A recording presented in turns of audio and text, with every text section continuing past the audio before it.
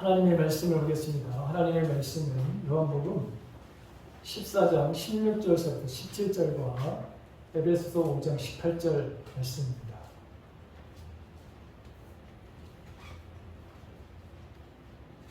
우리 다 같이 하나님의 말씀을 함께 우리가 봉독하도록 하겠습니다.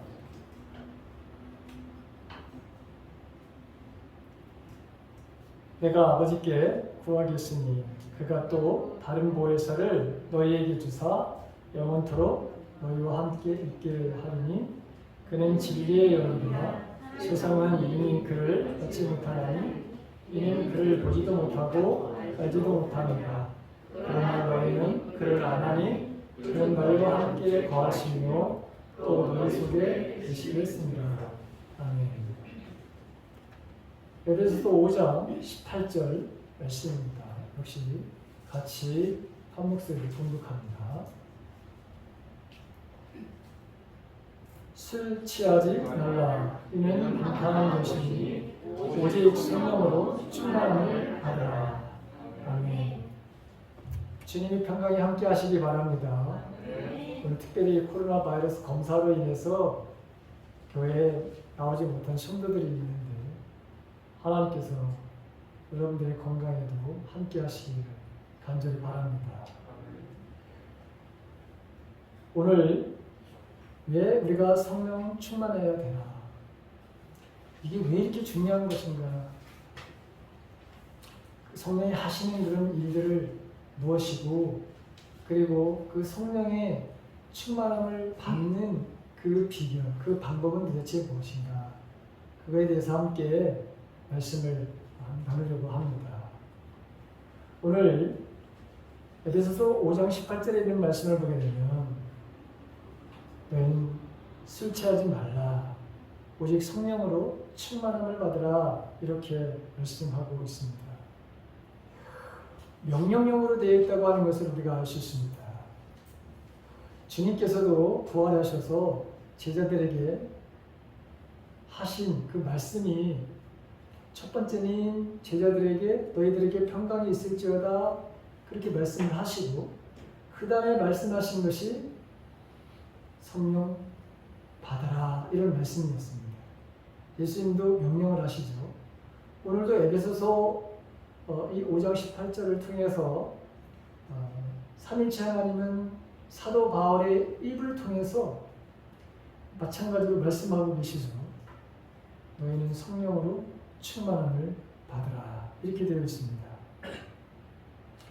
두 번째는 여러분 진행형입니다. 현재형이죠. 현재형은 계속적이고 또 반복해서 성령님으로 충만함을 받아야 된다고 하는 것입니다. 이것은 과거에 내가 성령으로 어떤 충만함을 받았을 때에 그것으로 만족해서는 안 된다고 하는 것입니다. 오늘 내가 성령으로 충만하지 않으면 나는 하나님과의 관계가 없습니다. 내가 하나님으로부터 온전한 하나님과의 관계를 유지하며 하나님의 선하신 뜻, 하나님의 의로우신 뜻, 내가 순결하고 성결하고 이 거룩한 바를 삶을 살아가고 하나님의 의를 행하는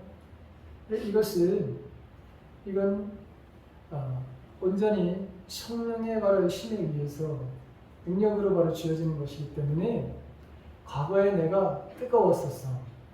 내가 그때는 정말 성령으로 충만한 삶을 살았었지.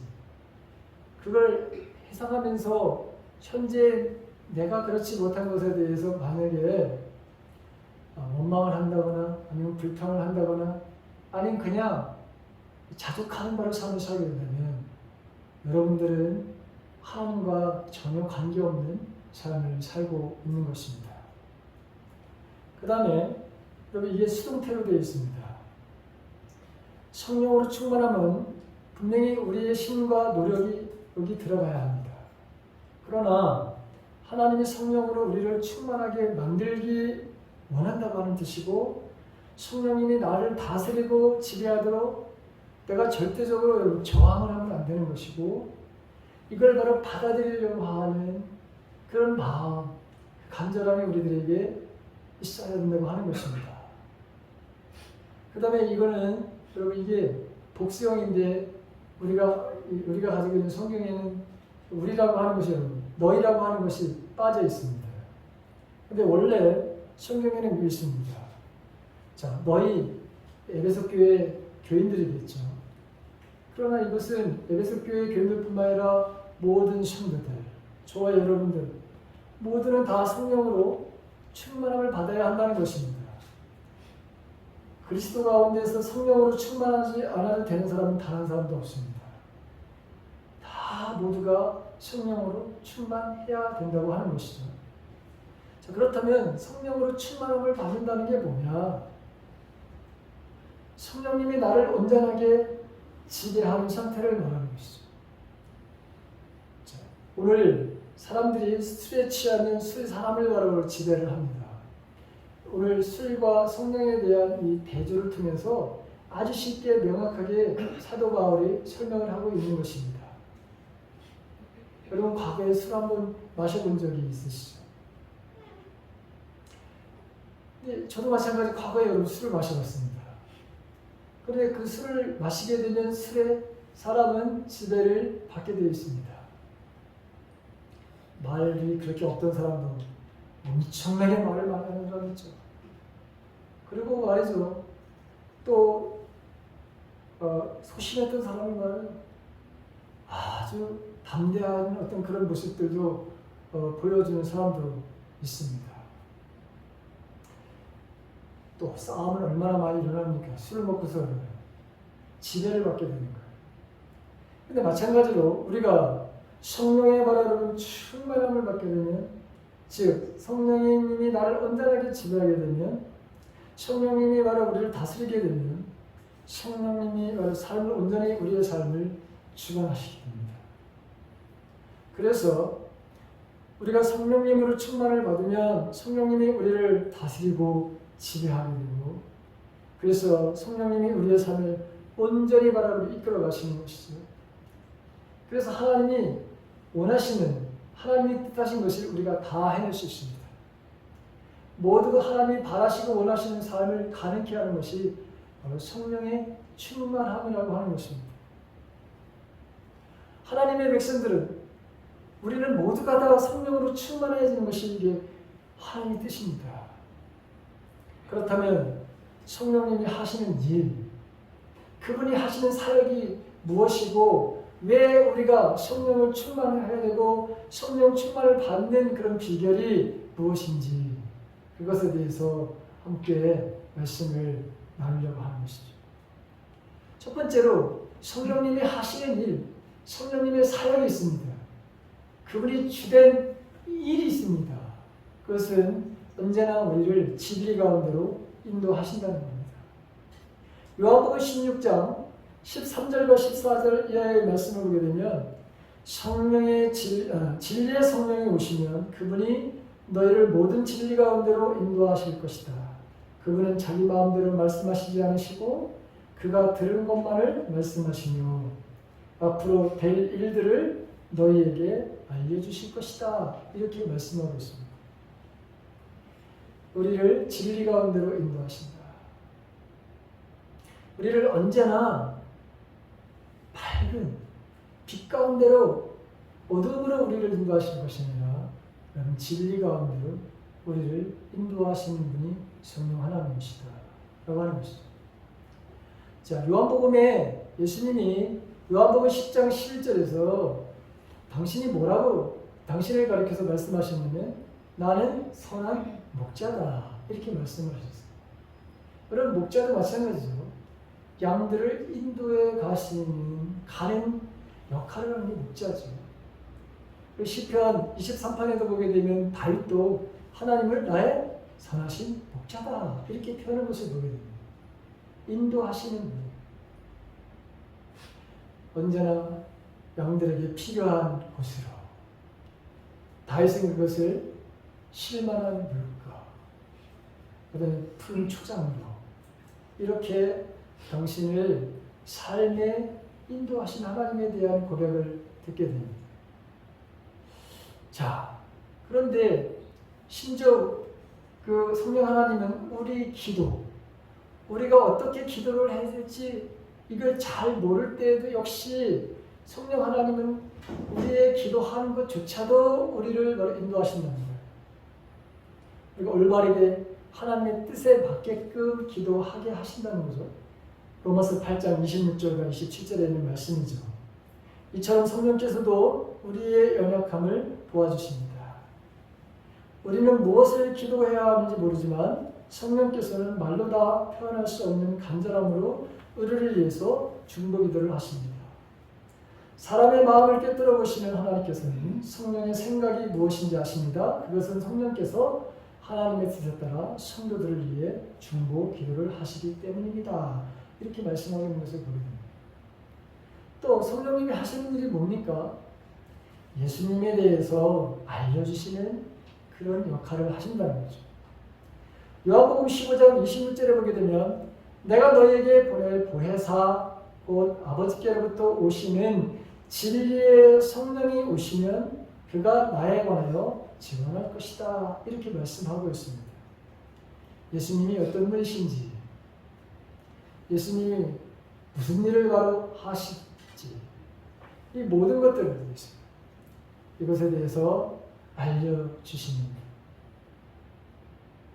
그 다음에 성령님이 하시는 일 중에 하나가 그분은 우리 안에, 내 안에 거하시고 그리고 우리 안에 계신 그분은 나를 통해서 그분을 나타내기를 간절히 원하신다는 거예요.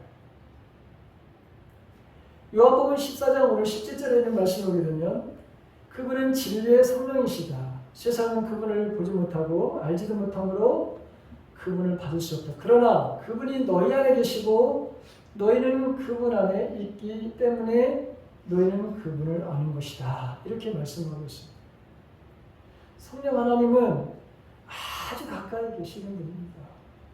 하나님은 저 초월적인 하나님이시기도 하지만 그러나 언제나 내 곁에, 내 안에, 내 뒤에, 내 위에 동서남북 어딘지 계시는 하나님이시다라고 하는 것이죠. 그래서 여러분 우리는 두려움이 없는 거예요. 왜? 여기 계시니까. 그 능력의 주님이 여기 계십니다. 사실 이런 두려움을 갖는다, 걱정을 근심하면서 인생을 산다고 하는 것은 어디를 말하면 크리스천이 아닙니다. 하나님과 상관이 없는 사람들입니다. 주님과는 상관이 없는 사람들입니다. 그 다음에 성령 하나님은 영광의 왕으로 우리 위에 계시는 분이다. 성경은 그렇게 증거하고 있습니다. 베드로전서 4장 12절에서부터 14절에 있는 말씀을 보게 되면 고난받는 중에 당황스러워하거나 놀라지 마십시오. 그것은 여러분의 믿음을 시험하는 것입니다. 우리의 삶에 오는 여러분 고난, 아픔, 이 모든 것들은 사실은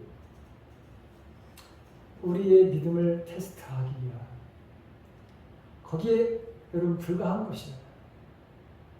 그런데 그 마지막 절에 보게 되면 이런 말씀입니다. 영광의 영, 곧 하나님의 영이 여러분 위에 머물러 계시기 때문입니다. 이렇게 말씀하고 있거든요.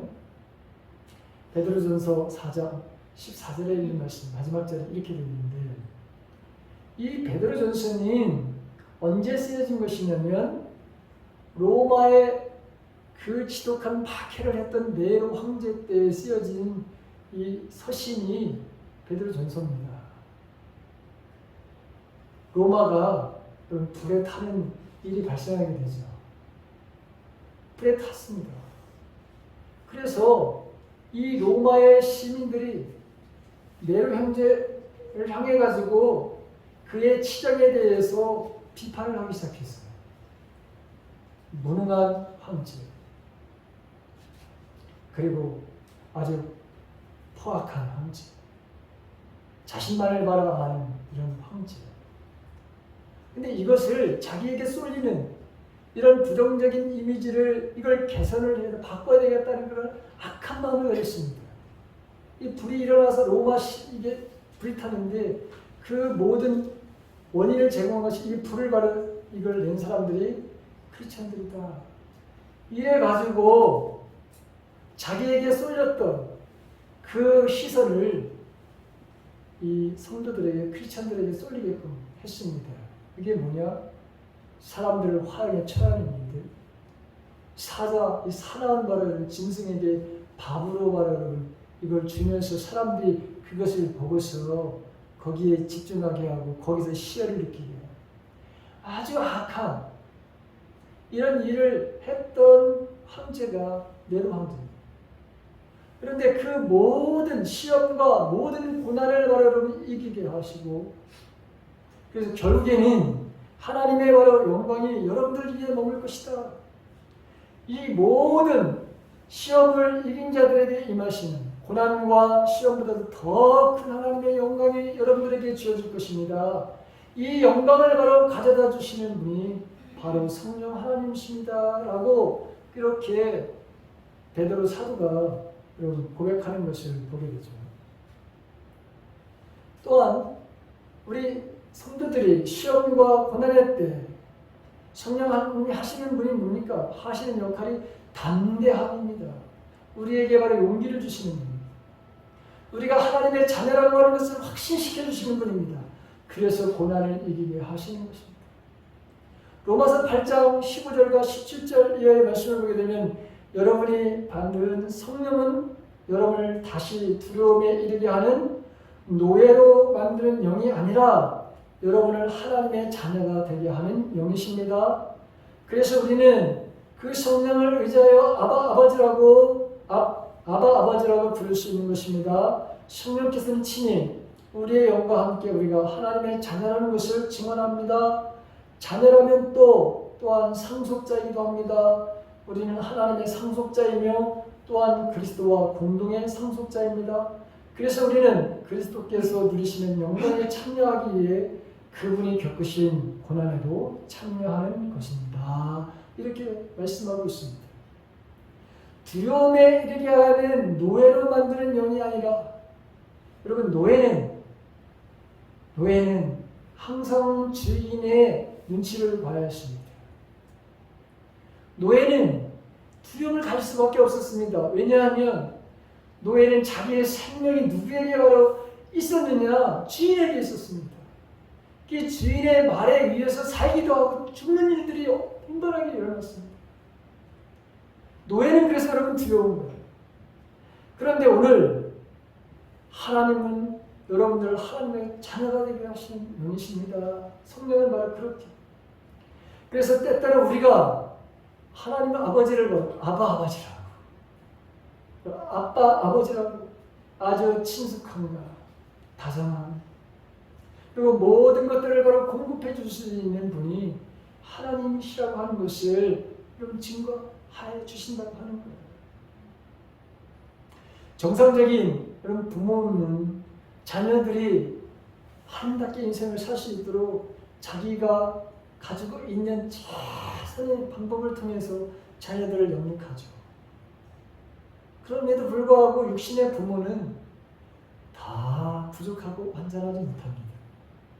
그런데 완전하신 분이 계시죠. 온전하신 분이 계십니다. 그분은 이 세상을 창조하신 창조주 하나님, 인간의 생사 화복을 주관하시는 전능하신 하나님, 이 하나님이 우리의 바로 아버지다. 얼마나 여러분 위로가 되는, 그리고 우리의 삶들 속에서 우리가 낙심하고 우리가 절망할 때 너는 하나님의 자녀야, 이렇게 증거해 주시는 성령 하나님이 계시다고 하는 것. 그래서 우리는 영원한 바로 상속자, 예수님과 더불어 우리는 상속자. 그러면서 그 또 영광에 우리가 참여하기 위해서는 예수님이 겪으신 그 고난에도 참여하게 한다. 고난을 바로 회피하게 하는 것이 아니라 여러분 그 고난을 이길 수 있도록 나아서 그 고난을 바로 극복하게 하시는 이런 역할을 해주시는 분이 성령 하나님이시다라고 하는 것입니다. 그 다음에 성령 하나님이 어떤 일을 하시느냐? 핍박자들 앞에서, 하나님의 역사를 부인하는 사람들 앞에서, 우리를 조롱하고 무시하는 사람들 앞에서 우리에게 하나님의 말씀을 전할 수 있도록 두려움 없이 무슨 말을 전해야 될지를 모르는 그 상황 속에서도 하나님은 우리들에게 적당한 말씀을 주셔서 그 핍박자들, 조롱하는 사람들 앞에서도 당당하게 하나님의 주신 말씀을 증거하게 하시는 역할을 하시는 분이 성령 하나님이시다라고 하는 것입니다. 마가복음 13장 11절에 있는 말씀을 보게 되면 사람들이 너희를 체포하여 재판에 넘길 때 무엇을 말할까 걱정하지 말라. 그때 하나님께서 너희에게 주시는 것을 말하여라. 말하는 것은 너희가 아니고 성령님이시다. 이렇게 말하고 있습니다. 여기 너희를 체포하여 재판에 넘길 때 이게 오늘날 여러분 우리가 이런 곤란한 상황에 놓여져 있는 때로는 조롱을 당할 수 있는 핍박을 당할 수 있는 그런 상황에서 마찬가지로 그 성령 하나님은 우리에게 그들에게 적절한 반응을 할 수 있도록 그들에게 분노를 푸는 것이 아니라 그들에게 오묘한 말로 그들에게 적절한 말을 할 수 있도록 우리에게 말씀을 주시는 분이 성령 하나님이시다라고 하는 것입니다. 그래서 우리는 두려워할 필요가 없다라고 하는 것입니다. 여러분 세상을 살다 보면 우리보다도 훨씬 더 권위자들 앞에서 우리가 서야 될 때가 있어요. 그리고 핍박자들 앞에서 우리가 서야 될 때가 있어요. 우리를 조롱하는 사람들 앞에 의해질 때가 있어요. 그럴 때 여러분 염려하지 말라는 거예요. 두려워하지 말라는 거예요. 그 사람들 앞에서 그 사람들 상황에 맞는 적당한 합리적인 능력과 권능의 말씀을 우리들에게 주시는 분이 성령 하나님이시라고 하는 거예요. 자, 그 다음에 성령 하나님이 하시는 일이 뭡니까? 권능으로 증인된 삶을 바로 살게 하신다고 하는 것이죠. 사도행전 1장 8절에 있는 말씀을 보게 되면 성령이 너희에게 오시면 너희가 권능을 받게 돼. 그래서 그 권능으로 예루살렘과 유대와 사마리아와 그리고 땅끝까지 이르러 내 증인이 되리라 이렇게 말씀하고 있습니다. 우리는 최근에 사도행전을 묵상했습니다. 여러분 사도행전의 사도들과 또 초대교회 성도들이 성령의 권능을 입고 그들이 어떤 일을 했는지 기록한 것이 사도행전이죠. 그 사도행전을 읽다 보면 여러분 신나지 않아요? 아, 성령의 능력이라는 것이 이렇게 아름답고 이렇게 능력이 많고 성령 하나님의 이 능력 안에서 나도 우리 교회도 머물렀으면 좋겠다고 하는 그런 생각을 갖지 않습니까? 권능으로 심지어 여러분 증인이라고 하는 것은 바로 순교자 당당한 그들의 모습을 보게 되죠. 초대교회 성도들, 초대교회 사도들. 그게 바로 성령님이 하시는 일입니다. 그 다음에 성령님이 하시는 게 뭡니까? 각종 은사를 주셔서 주님의 교회를 단단하게 세울 뿐만 아니라 모든 교회에 유익을 주시는 분, 모든 한 사람 한 사람들에게 유익을 주시는 분. 고린도전서 12장 8절에서부터 11절에 있는 말씀을 보게 되면 거기 성령의 바로 선물에 대한 은사에 대한 이야기가 나오죠. 거기 성령으로부터 지혜의 말씀, 또 지식의 말씀, 믿음, 그 다음에 병 고치는 바의 능력, 기적을 행할 수 있는 능력, 다른 사람들을 향해서 예언을 하는, 또 다른 사람들의 영을 구별할 수 있는, 다른 사람의 다양한 언어로 말할 수 있는 능력, 또 그 언어를 바로 통역할 수 있는 이 선물들을, 이 모든 것들을 바로 성령께서 그분이 원하시는 대로 각 사람에게 이런 것을 나눠주시는 분이 이 분이 바로 성령 하나님이시다고 하는 거죠. 그 다음 성령 하나님이 하시는 일이 뭡니까? 우리를 그 어떤 것으로부터 자유케 하시는 분입니다. 우리를 해방시켜 주시는 분. 사단은 우리가 가지고 있는 가장 약점을 이용하죠. 그래서 그것을 끊임없이 우리들에게 그 약점을 가지고 우리를 유혹하고 우리를 미혹하게 됩니다. 근데 성령 하나님은 절대로 우리의 연약함과 나약함을 가지고 우리를 바로 시험을 하거나 테스트를 하시는 분이 아니십니다. 오히려 우리가 모든 것으로부터 잡혀있는 것으로부터 우리를 자유케 하시는 분. 요한복음 8장 32절에 있는 말씀, 너희는 진리를 알게 될 것이고 진리가 너희를 자유케 할 것이다. 이렇게 말씀하고 있잖아요. 여러분, 세상에는 많은 사람들이 크리스천들, 소위 크리스천이라는 사람들도 잡혀있는 인생의 삶을 살아가는 사람이 많습니다. 세상에 잡혀있는 사람들, 물질에 잡혀있는 사람들, 어떤 도박에, 아니면 술에, 게임에, 여러분 오늘날 여러분 이 유튜브라고 하는 이 미디어라고 하는 것에 여러분 시고 매여 있는 사람들이 너무 많습니다. 근데 그런 모든 것으로부터 우리가 가장 자신은 죄와 허물로부터, 그래서 우리에게 사단은 언제나 우리에게 죄책감을 가져다주고 우리에게 수치감을 가져다주고 우리에게 막 정죄감을 느끼게 하고 낮은 자존감을 바라는 갖게 하고, 이런 것은 또 완전히 우리를 바로 자유케 하시는 그분이 바로 성령 하나님이라고 하는 것이죠. 그 다음에 우리가 성령의 바로 온전한 지배, 인도, 다스림 속에 우리에게 여러분 어떤 발에 여러분 열매가 맺어지느냐, 성령의 열매가 우리에게 맺어지는 것을 보게 됩니다. 갈라디아서 5장 21절과 23절에 있는 말씀, 성령에 대한 열매에 대한 이야기입니다. 사랑, 실화, 화평, 오래 참은, 다른 말로 인내, 그 다음에 여러분 자비, 양선, 착함, 다른 말 충성, 다른 말로 신실함, 그 다음에 온유와 바로 절제, 이런 말의 열매가 우리들의 삶들 속에서 맺혀지게 되죠. 여러분 한 가지만 사랑에 대한 이야기를 합시다. 모든 일을 다 사랑으로 하라고 했습니다. 심지어 원수도 사랑하라. 너희들을 핍박하는 자들을 위해서 오히려 그들을 위해서 기도하라. 오히려 원수가 배고프거든 먹을 것을 주라. 그들이 목마르거든 마실 것을 가져다가 마시게 하라. 여러분 이게 어떻게 가능할까?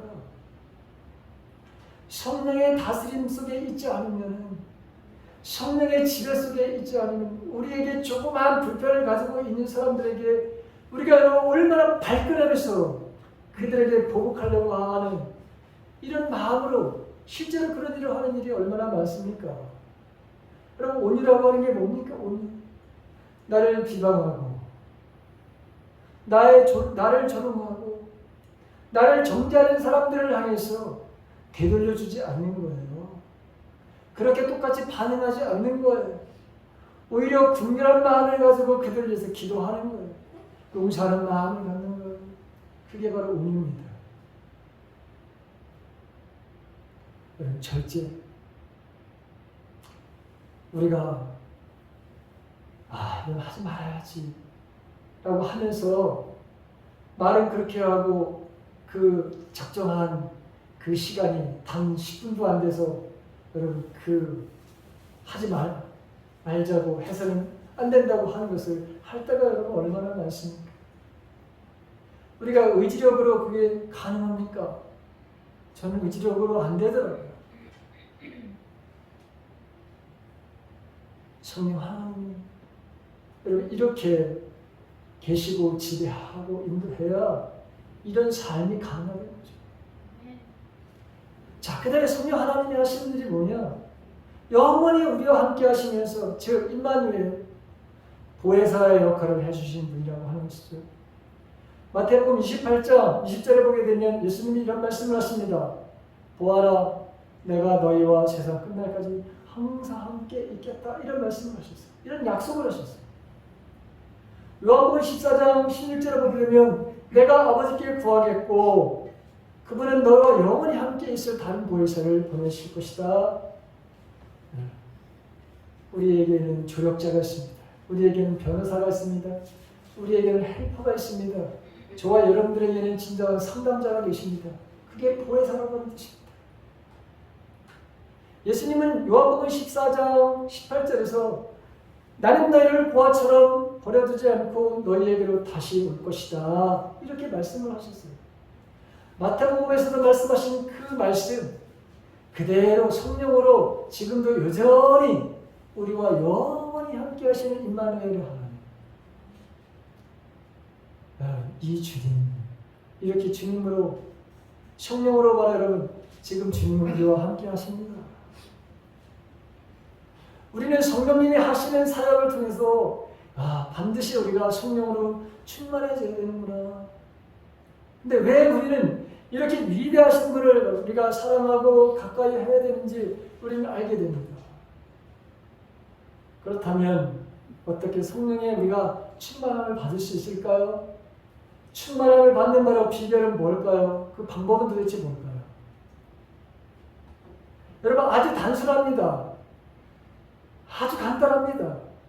그런데 여러분 이것이 아주 너무 간단하고 아주 여러분 이것이 쉽다고 생각해서 이것을 무시하거나 여러분 이것을 멸시해서는 안 돼요. 그 첫 번째는 뭐냐? 저와 여러분들이 항상 성령 하나님의 말씀, 기록된 하나님의 말씀을 날마다 여러분 묵상하는 거예요. 날마다. 하루도 빠지않고 날마다. 그 양이 바로 여러분 많고 적음에 있는 것이 아니라 날마다. 날마다 하나님의 말씀을 묵상하는 것. 그것이 여러분 아주 중요한 것입니다. 가장 중요한 게 바로 여러분 성령 충만을 받는 바로 방법이 바로 이게 첫 번째 가장 중요한 것입니다.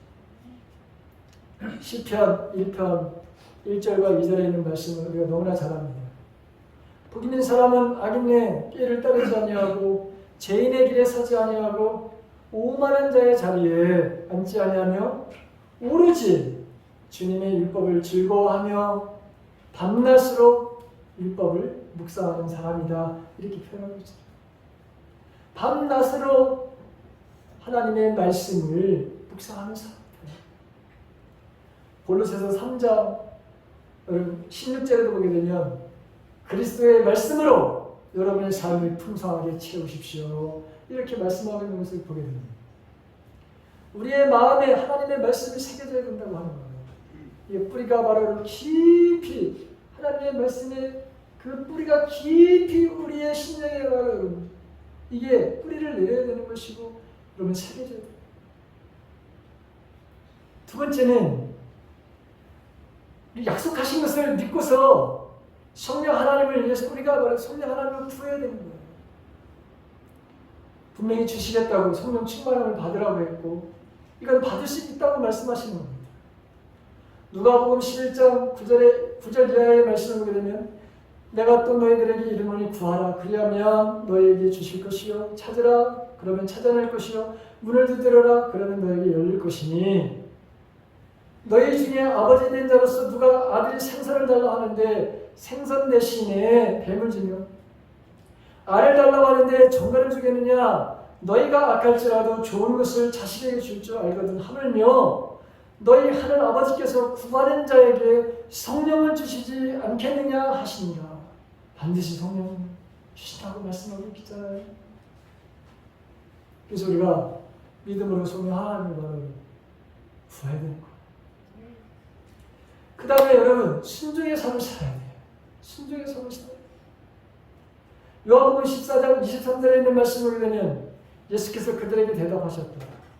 누구든지 나를 사랑하는 사람은 내 말을 지킬 것이다. 그리하면 내 아버지께서 그 사람을 사랑하실 것이요 내 아버지와 나는 그 사람에게 와서 그 사람과 함께 살 것이다. 여기 삼위일체 하나님과의 친밀함 그분이 바로 내 안에 거하시겠다고 말씀하시는데 내 안에 바로 여러분 이렇게 거처를 바로 삼으시는 그런 경험은 오직 순종 이외에는 아무것도 없다고 하는 거예요. 하나님이 여기서 조건을 하나 내세우셨어요. 그 조건은 나의 계명을 지키는 거야. 즉 순종의 삶을 살아가는 거예요. 듣는 것에서 만족하는 것이 아니라 이런 듣는 것을 언제나 우리들의 삶 속에서 실천하는 삶을 살아야 된다고 하는 거죠. 순종의 삶을 살아가는 사람이 성령의 지배를 반사합니다. 네 번째는 성령 충만함을 갈망해야 된다고. 갈망. 여러분, 이게 어떤 믿음과 두 번째와 겹치는 것일 수도 있지만 여기에서 여러분 그것은 목마름입니다. 목마름. 믿고 구하는 것 그것도 있었지만 언제나 말하는 우리에게는 날마다 그분을 목말라 하는 그 목마름이 우리들에게 있어야 된다. 우리는 성령의 충만을 받을 수 있고 그 확신할 뿐만 아니라 그것을 날마다 갈망해야 돼요. 시편 41편 1절에 있는 말씀을 보게 되면 하나님이여 사슴이 시냇물을 찾기에 갈급함과 같이 내 영혼이 주를 찾기에 갈급하나이다. 지금 여러분 이 새끼를 벤 그 사슴, 그러나 가뭄 때문에 여러분 그 물을 흡수를 해 마셔야 되는 그 절박함, 삶도 마찬가지죠. 우리가 어떤 극한 그런 체험하는 그런 프로그램들을 유튜브에 얼마나 많이 봅니까? 저도 가끔씩 가다가 그런 것들을 봅니다. 그런데 그 극한 상황에서 인간이 살기 위해서 첫 번째 그들이 하는 일이 뭔지 아시죠? 물을 바로 제일 먼저 찾아요. 물이 어디에 마실 물, 그것을 바로 찾는 것을 보게 됩니다. 근데 그걸 찾기 위해서 여러분 때로는 악어들이 바로 왔다 갔다 하고 말이죠. 상어가 왔다 갔다 하는 것도 여러분 건너가야 돼요. 왜? 21일 동안 거기서 살아내기 프로그램들, 15일 동안 살아내기 프로그램, 한 달 동안 살아내기 프로그램, 그 프로그램을 위해서는 거기 사자가 있건 코끼리가 있건 가야 되는 것이 있고 악어가 있건 여러분 상어가 지금 매일매일 보이는 그런 일이 있건 그 물을 찾아서 가야 되는 거예요. 그토록 우리도 날마다 이런 갈망하는 우리들에게 있어야 된다는 것이죠. 시편 63편 1절에 있는 말씀이 그 말씀입니다. 오 하나님, 주는 나의 하나님이십니다. 내가 주를 간절하게 찾습니다. 물이라고는 찾아볼 수 없는 곳, 메마르고 거친 땅에서 내 영혼이 주를 목마르게 찾습니다. 온 몸으로 주를 애타게 찾아 헤맵니다. 이 표현입니다. 요한복음 7장 37절부터 39절에 있는 말씀, 예수님 이런 말씀하십니다. 목마른 사람들은 다 내게 와서 마셔라. 나를 믿는 사람은 성경에 말한 바와 같이 그 배에서 생수가 강물처럼 흘러나올 것이다. 여러분, 이 생수가 강물처럼 흘러나올 것이다. 성령의 바로 역사입니다. 성령을 통해서 여러분 나타나는 이루시는 놀라운 이런 기적의 사건들, 배에서 생수가 강물처럼 흘러나오는 이 성령의 이 역사를 너희들이 원한다면 내게로 와라. 이렇게 추천하시는 예수님의 말씀을 우리가 듣게 되죠. 성령 충만은 구하는 자에게 주시는 하나님의 바로 선물인 것을 보게 되죠. 그리고 마지막으로 말해요, 여러분. 우리는 날마다 주님과 삼위일체 하나님과 바로 대화의 삶, 늘 우리는 묻는 삶, 이 교제의 사귐의 바로 삶을 살아야 되는 거예요. 절대로 저와 여러분들은 일방적으로 기도하는 바로 그 삶에서 우리는 조금 벗어나야 됩니다. 주님과의 쌍방 대화를 할 줄 아는 대화의 삶을 살아가야 됩니다. 그분에게 우리는 날마다 물어야 됩니다. 내가 지금 이렇게 하고 있는 것에 대해서 이것이 당신의 뜻에 맞는 것입니까? 내가 이런 생각과 이런 행동을 하려고 하는데 이것이 과연 하나님 앞에 영광이 되는 것입니까? 다른 사람들에게 유익이 되는 것입니까? 우리는 여러분 기도를 해야 되는 거예요. 이 5가지를 우리가 우리의 삶들 속에서 매일같이 이것을 하게 되면 저와 여러분들은 성령의 완전한 지배 속에서 살게 된다고 합니다. 완전한 지배 속에서 살게 되면 모든 것이 여러분 다 극복이 된다는 거예요. 모든 것들을 이룰 수 있다고 하는 거예요. 돌파가 이루어진다고 하는 거예요. 여러분, 저와 여러분들 속에서 돌파해야 될 일들이 얼마나 많습니까? 근데 이 모든 돌파를 가능하게 하시는 것이 성령이 하시는 일이고, 그리고 이 성령께서 하시는 이런 일들, 그것은 여러분 우리를 이렇게 유익하게 하신 성령으로 우리가 충만하게 되면 그 성령 하나님께서 우리 안에서 이런 성령이 하시는 모든 일들을 이루신다고 하는 거예요. 이게 저와 여러분들의 기본적인 삶의 방식이라고 해요. 아유, 대단한 여러분 우리가 존재하네요. 이 세상을 이렇게 살 수 있도록 우리를 하나님께서 이렇게 우리를 만드셨다고 하는 거예요. 그러니 우리는 돌파가 가능한 거죠. 그러나 반대로 성령의 충만함이 없이는 아무것도 할 수 없습니다. 열심히 내게 되는데 내 의지, 내가 바라는 이기적인 마음속에 하기는 하죠. 그런데 하나님과는 전혀 상관없는 일을 하는 것입니다. 내가 좋아서 하는 거예요. 하나님과는 관계없이 내 의지를 가지고 내 유익을 위해서 온전히 하나님의 뜻을 위한 그런 삶이 아니라 모양만 교인이에요. 모양만 크리스찬이에요. 그런데 내 삶 속에서 성령의 이런 능력과 성령의 역사가 이런 드러나지라, 나타나지라. 그러니 삶이 얼마나 힘들어요, 여러분. 그런데 여러분, 저와 여러분들은 이 세상을 이렇게 하나님께서 힘들게 어렵게 말하는 살려고 우리를 세상에 보내신 것이 아니에요. 세상에는 어려움이 있습니다. 분명히 고난이 있습니다. 그런데 그 고난 속에서 성령의 바로 능력으로 그 고난을 이기게 하십니다.